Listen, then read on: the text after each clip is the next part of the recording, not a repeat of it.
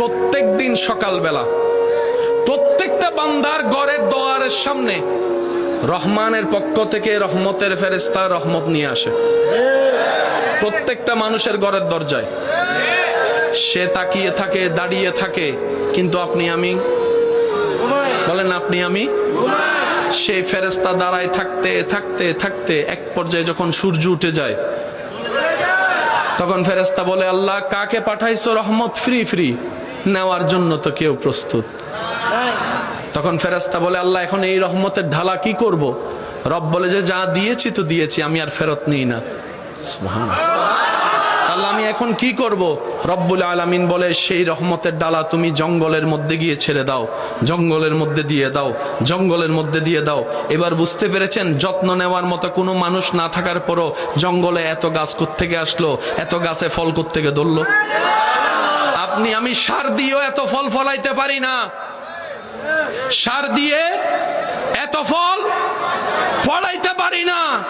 জঙ্গলের মধ্যে গাছের মধ্যে আল্লাহ প্রদত্ত যত ফল চলে আসে। সুবহান। এই রহমত পাওয়ার জন্য নামাজের দরকার। নামাজ কি করে? বান্দার সাথে আল্লাহর রহমতের কানেকশন লাগাই দেয়। আপনাদের এলাকায় কি আজান হয়? এই আজানের মধ্যে যদি একটু খেয়াল করে দেখেন, কষ্ট যদি না হয় বলি,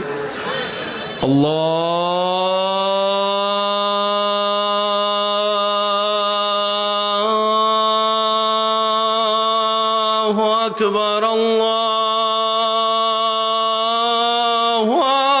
আকবার।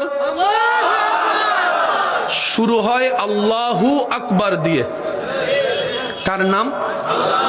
আজানে শুরু হয় আল্লাহু আকবার, আল্লাহর নাম। এবার আজানের শেষটা দেখেন, লা ইলাহা ইল্লাল্লাহ। শুরুও রবের নামে, শেষও রবের নামে। আর একটু জোরে বলেন। আজকে যাওয়ার পরে আজানকে একটু নোট করবেন, পারলে একটু লিখবেন। আপনি দেখবেন এই আজানের ভিতরে মোট 50টা শব্দ আছে। বলেন বলেন। আল্লাহু আকবার, আল্লাহু আকবার, এভাবে গণলে 50টা শব্দ পাবেন। আল্লাহ 50টা শব্দ দিয়ে তুমি আজান তৈরি করলা কেন? রব বলে যে এটাই তো সেই নামাজের আজান, পড়বা তুমি 5, আমলে লিখা হবে 50। এবার আপনারা বলেন, নামাজ ডেইলি কয় ওয়াক্ত? এই 5 ওয়াক্ত নামাজের ভিতর ফরজ নামাজ আছে না নাই? ফজরের ফরজ নামাজ কয় রাকাত? জোহরেরটা কয় রাকাত? 4 এ 2 এ বলেন, 4 এ 2 এ। আসরের কয় রাকাত? 6 4 এ। মাগরিবের কয় রাকাত? 10 এ 3 এ 13। আর এশারের কয় রাকাত? 13 4 এ 13 4 এ। আজানের মধ্যে আল্লাহ 29 কিংবা 30টা আরবি হরফের ভিতর মাত্র 17 হরফ দিয়ে আজান সাজাই দিয়েছেন। এই আজানের মধ্যে অনেক নিয়ামত আছে। কোথাও বাচ্চা ডুবে গেছে, কেউ খুঁজেই পাচ্ছে না, পুকুরে, চতুর্দিক থেকে আজান দেওয়া শুরু করেন, আমি শুনি নাই, আমি শুনি নাই, আমি শুনি না। কোন একটা নতুন ঘর উদ্বোধন করছেন, জোরে বলেন। কোথাও আগুন লেগেছে। এই আজান শুধু নামাজের কাজ করে না। আর একটু জোরে বলেন না। ব্যর্থতা আমাদের, আমরা গাদা, আমরা অনুপযুক্ত, আমরা নিয়ামত দিতেই জানি না, রব নিয়ামত দিতে প্রস্তুত। বলেন ঠিক কিনা? সরদম প্রস্তুত তিনি।